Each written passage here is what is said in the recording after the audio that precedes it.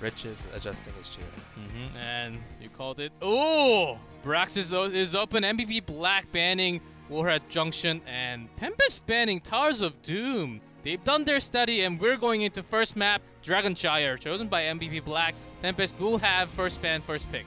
So this isn't too bad for Tempest, essentially, because MVP Black, well, their best map indeed is Dragonshire. They are undefeated on this map this year. That's right. However, the thing is that MVP Black tend to first pick Stitches on Dragonshire. This has been something that they have been doing, and it has been contributing massively to their success on this map. And Tempest obviously know it. And Sign is a pretty damn good Stitches player himself. So does he want to first pick it, or are they going to ban it, or are they going to bring in some stuff?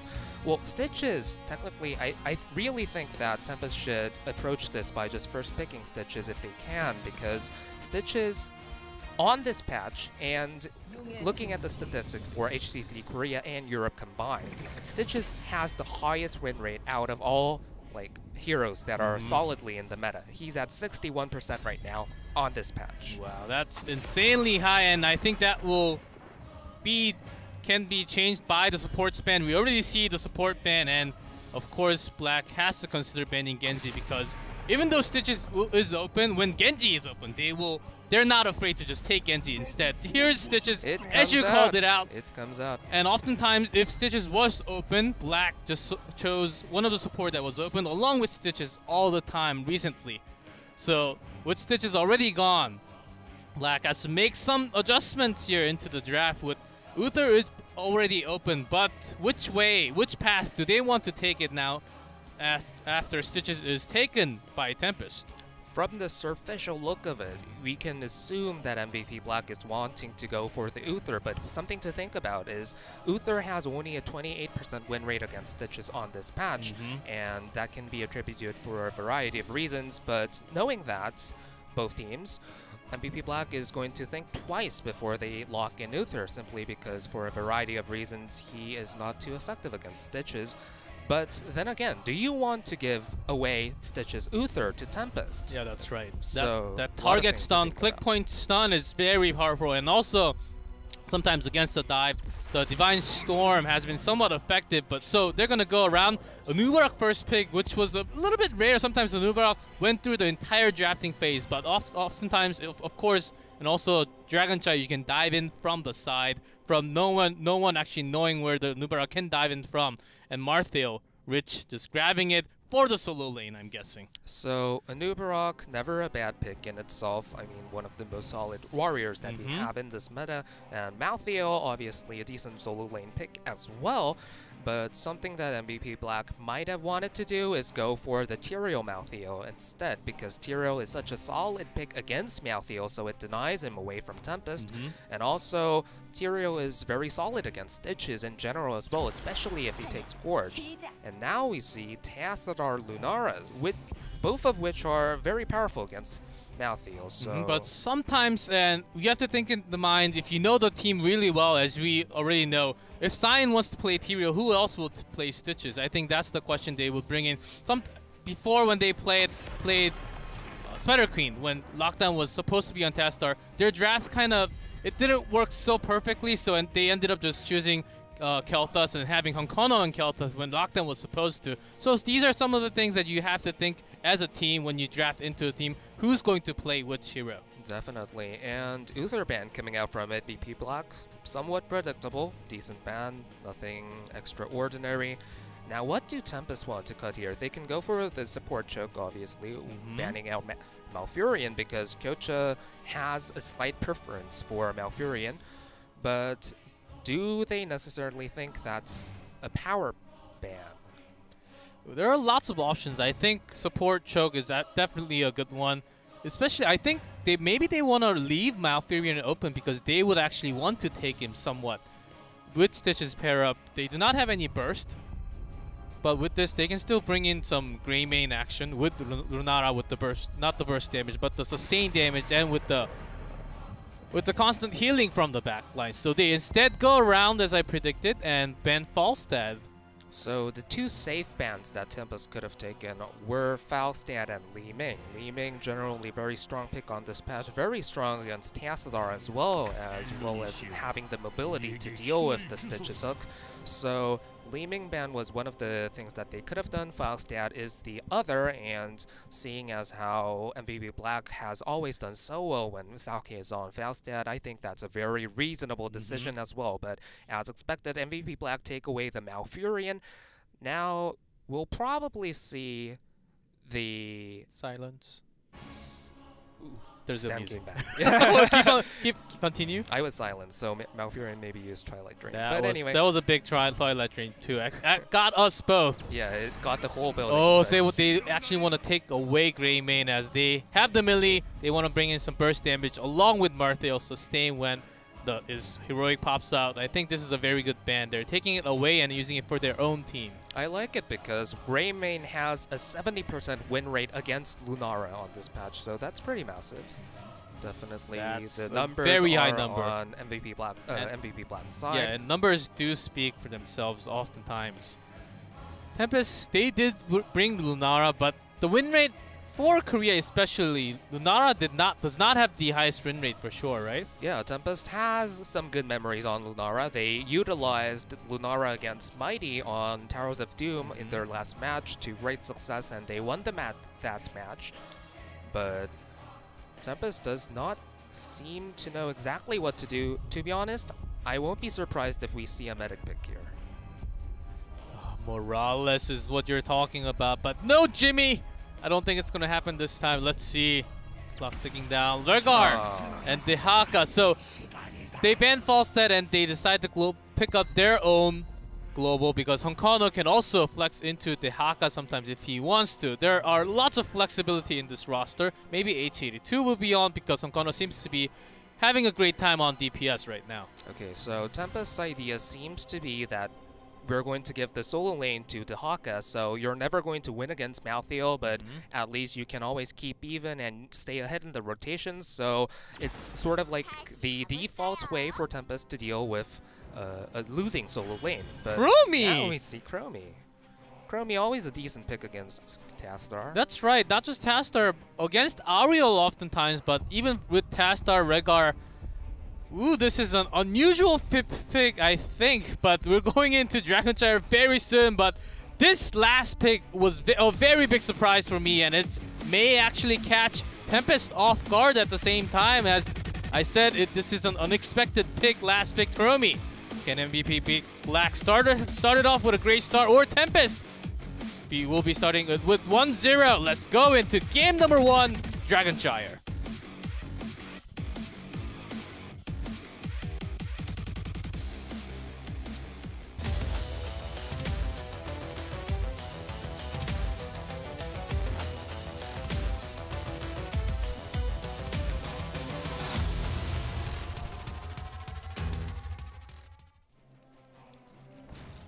In blue, MVP Black.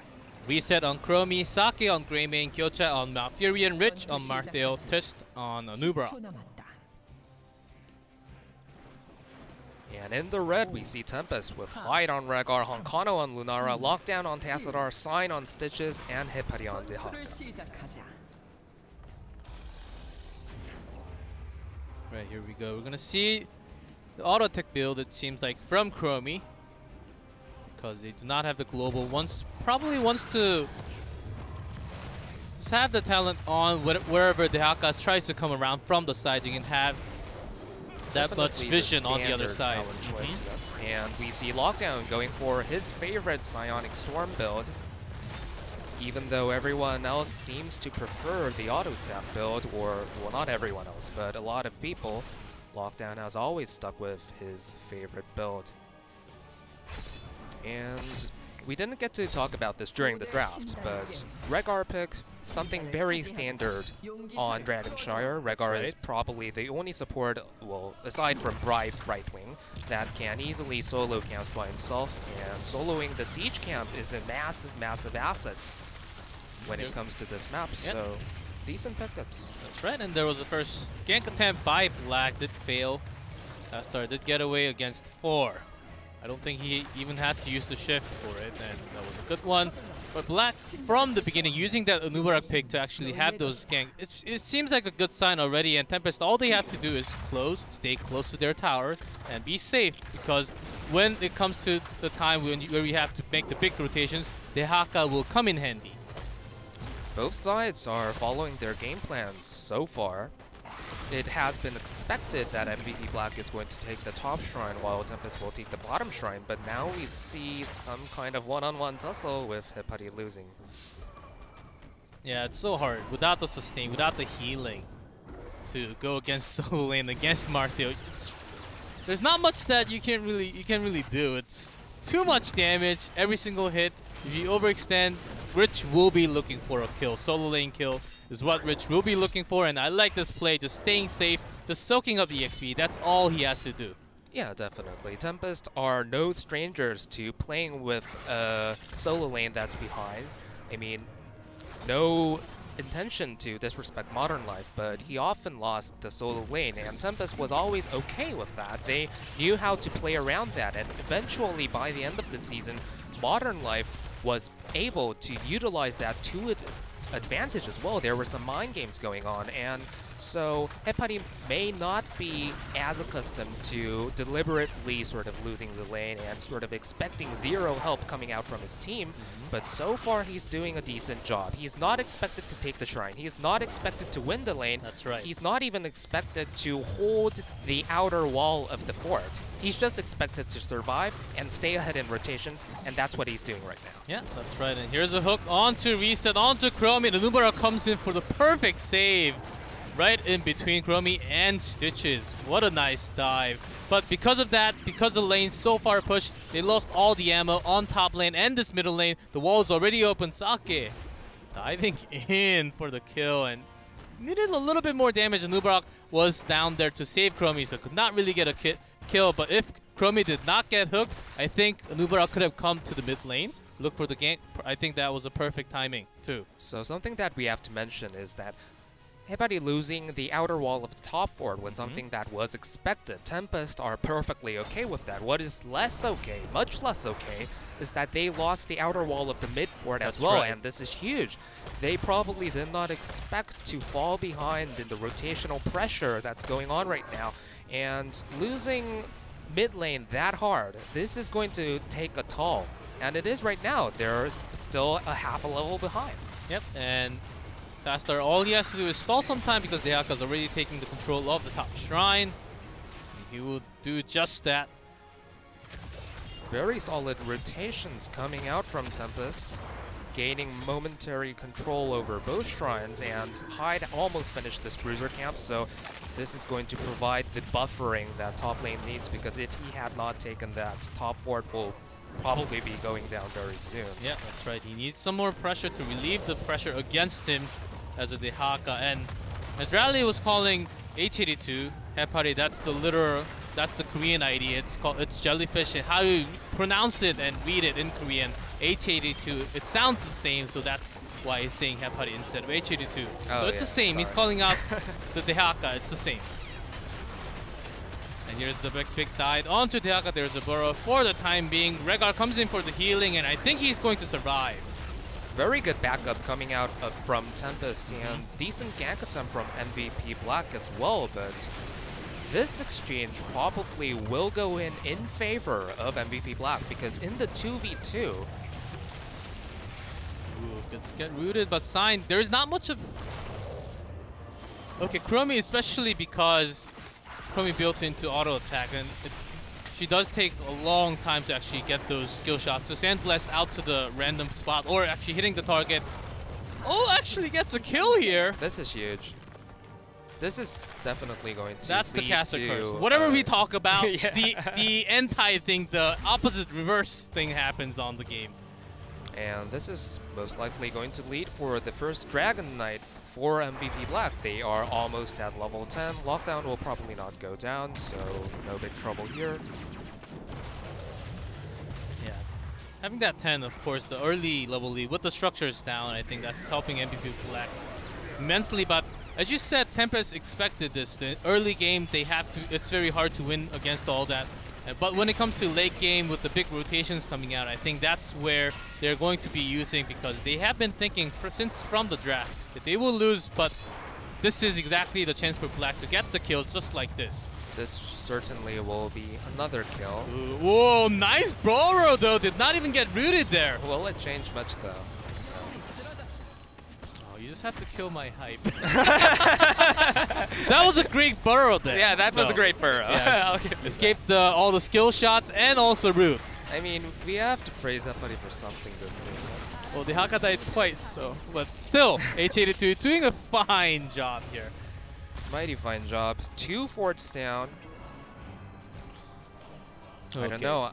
I have to say that losing the outer wall of the mid fort so early on in the game really snowballed into the situation that Tempest is now caught in. Because it led to the temporary level lead, because one outer wall taken down doesn't provide enough of an experience advantage. But since they lost 2 outer walls, that snowballed into a half a little advantage, which gave MVP Black enough a window to stay ahead in rotations, have slightly more pressure in all lanes, and eventually that gave MVP Black the rotational momentum to land that 3-man gank at top. And although Hepari didn't die immediately to that gank, that eventually led MVP to wrest control of the bottom shrine as well. Yeah, that's right. And it seems like Tempest, even after hitting 10, they closed the gap to a single level where it almost became a 2-level lead for MVP Black. But Honkana seems to be getting hit by all the skill shots of Chromie, and if you are not, there's a Gorge onto Chromie, seems like the perfect target. Kyocha seems to be coming in for the time being, and Mubak, there's a Cocoon, the Haka joins in. This is a full team fight. And here goes Sake diving in, Reset getting very low, and Kono doing some damage. There's the leap, and Kyocha Twilight Dream will not help too much. There's a second kill onto Nubarak. Tempest turning this around now onto Kyocha. There's the hook. Ice block for the time being, but who cares? That will be a kill for sure. And Hive dives in like a wolf. That was a very good hook to start off the team fight, and I really need to criticize Kyocha for being really late with his Twilight Dream. Had he used it a bit earlier, Chromie would not have fallen as fast. And he used it at the timing where pretty much all of Tempest's abilities were on cooldown, so it didn't really matter. It only acted as an AoE damage. I think that was somewhat expected. If Chromie gets hooked, does have the timeout, but still, rather than losing 2 and using lots of heroic to save your teammate, you can just leave your teammate and try to have the earlier macro to somewhere else. Sometimes that's needed. But this time MVP Black, because they had the level lead, because for the moment they had the talent lead too, so they decided to go help in Chromie. Did not work so perfectly. So a lot of things that MVP Black could have done better, but Tempest executed pretty well, although I am a bit concerned with Lockdown taking Archon instead of Force Wall. Because Tempest did play that well, that ended well, very well for Tempest, but wouldn't it have been much better for Tempest and much easier and with less risk had Lockdown taken Force Wall instead to wall out MVP Black's backup? Yeah, that's right. Because they took Gorge, it will help a lot more, especially when you need the time for Lunara to do more damage. I think you're on the right track there, but maybe they thought because Lunara's sustained damage is so low, you can't really bring in a lot more burst damage at the same time, so they are thinking of the late game potential with the Twilight Archon, just turning things around. We saw 2v1 Twilight Archon Lockdown winning the fight off screen sometimes. Definitely. Tempest they very often talk about how the early game doesn't really matter much, and if we just get to 20, then we can pretty much win every team fight. And oftentimes that's because Lockdown takes Tassadar and takes Archon, then Twilight Archon. And at level 20, that's such a massive team fight presence that Tempest are sort of justified in saying that. So definitely it ties in well with their style of play and their approach to the game. But before level 20, it's not going to help them out that much compared to Force Wall. And if they lose a keep very soon, that will be the biggest problem. And Black is looking to charge in a little bit more as Rich is on the Dragon Knight already. And that macro was perfectly done. Deaka was trying to cancel the top shrine a little bit, but was a bit late. And here comes Dive in, coming out from HGC. The charge onto Honkono onto the other side, actually. It's helping him. The Because he Dragon will Knight come from the decides to side. participate in the team fight instead of taking down the keep. And will this be a good decision? I'm not sure. And this is the charges are actually helping Tempest so much. Gyocha dives in, actually gets hooked by Sign. This seems like it will be a full team fight close to it. Massive team fight win for Tempest, and I really have to criticize the Dragon Knight for participating in a team fight like that. There was so little he could contribute. Rich should have just trampled down on that keep instead. Then the keep at least would be dead. Oh my, here's a Tormented Soul. 3v1, 4v1. Rich by himself, but by himself, with all means, cannot save himself. This is going to be the three camps on the bottom side of the map, as well as the bottom court for Tempest, and Tempest move ahead massively. This is going to be at least a level lead once Tempest sees all the advantages that they deserve right now. And that was a big turnaround, actually kicking Honkono to the left side where their line was very weak on the other side, and also providing hide to give healing to Honkono. That was actually perfect kicks for Tempest. I don't know what exactly happened in Rich's mind that he chose to actually join in the team fight rather than just hitting onto the keep, having that pressure from the side. It worked out perfectly for Tempest, and they've caught up about as even EXP right now. But as you saw from 4v1, Marthail can be pretty strong too at the late game. I think it all comes down to how Tempest wants to rotate the big macro pitcher with H82 being on the Haka. Maybe Rich just wanted to play Professor, you know? That's not how to position in a team fight. You should be here. And Nox went to the side, and you should be here. Oh my, that's Rich. But of course, today is a very important match for both of these teams, so they have to win.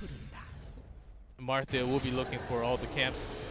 And so Tempest deciding to go for the more measured route instead of taking all the advantages that they could have seized right away, which is reasonable, I think, but I think they timed it slightly erroneous, because now they're going to get to cancel out the bottom bruiser camp in time for the shrine instead of when the shrine spawned.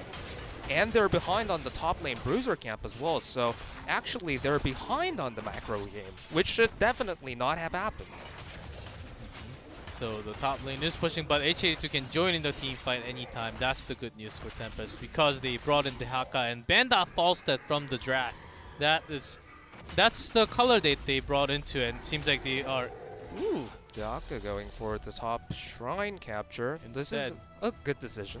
Definitely can agree with this. Okay, because they're putting all the resources on top to clear, putting Tastar to clear, and Rich is coming to punish this though. H82 looking for the save from the trait as a speed boost. But here's the root onto Sign. There's not use the curse bullet. There is it. The Twilight Dream is real. Ancestral connects onto Rich. Seems like that was not even needed. There's Rich diving in with his heroic there. So much sustained by himself. And Lockdown caught onto the other side. That was a great catch by MVP Black. Tempest was in disarray there. One person was trying to capture the top shrine and getting out. Two people were trying to take the bruiser camp, which they were late for, and Sign was trying to get a pick. It was a mess, and it turned out to be a huge mess. Yeah, that was a big mess for me too. Ancestral on Rich. Billfish. But here we go. That did not save Stitches anyhow with the cursed bullet used, and the burst damage was real. The Tastar positioning was not so perfect, and with this Dragon Knight, I'm pretty sure Black will get keep, and they will get the double keep possibly. If we know anything about MVP Black, then they will be looking to turn this into a core. Ooh, let's see. And they do. Maybe they want to go for core, and Tastar is coming back in 5 seconds though. Does not have Twilight, does not have Archon. Honkono just blows in the air! And this is definitely going to be core. Greymane is at full health, whacking away at the core, so is the Dragon Knight. And that's going to be Gorge onto Sign, but hook does not matter. The core goes down. Game 1 goes to MVP Black, as Rich has made some mistakes, but that was enough to actually get the kill and get the core. The macro play out of MVP Black, though they did not have the global, I think the reason why they're doing so well with the global, they're putting the resources right. And H82 lost that lane way too hard, that having the Dehaka didn't really do anything for Tempest. Because the point of having a Dehaka is to stay ahead in the rotations, even though you sometimes lose your lane. But if you lose your lane that hard and do nothing to wrest control of it back, then Maltheo always stays even in the rotations because he pushes so hard and Dehaka needs so much time to catch up with that wave that by the time that Dehaka is using Brush Stalker, Maltheo is near the bottom of the map anyway. So essentially, the mismatch in the solo lane, that dynamic really snowballed all game long. And even though Tempest got 1 or 2 very good team fights off, it was not enough because they were continuously outpressured throughout the whole map. Yeah, from the beginning, it was a little expected for us, and even for Tempest, I believe, that they would lose the solo lane because of the matchup. But of course, as you said, the losing the middle wall, the fort wall, was big, and Dehaka oftentimes was not pushing too hard because he could not get the pressure on against Rich. I believe they only got a single fort in that game, or not even the top lane. I'm pretty sure that fort was still healthy and alive. I don't think they even took the walls down on that fort. I'm pretty sure. I'm pretty sure of that too, yeah. So H82 really, maybe if they had some position swaps, Kono also plays a great Dehaka. He used to play lots of Dehaka back in the MVP Miracle. Of course, he's staying in the DPS, the ranged assassin role a lot in this season. But sometimes when you have to when you have to go against the stronger opponent, you have to make the surprises. You have to make some style changes to it. I think it can work, but for now, they're sticking with it, and it did not work too great. And for MVP Black, I think they really knew what to do exactly at the time to snowball their lead because they had the lead, they wanted to get the pick, they got the Dehaka pick twice, and the snowball just got so big after that. Yeah, so as we talked about in the beginning of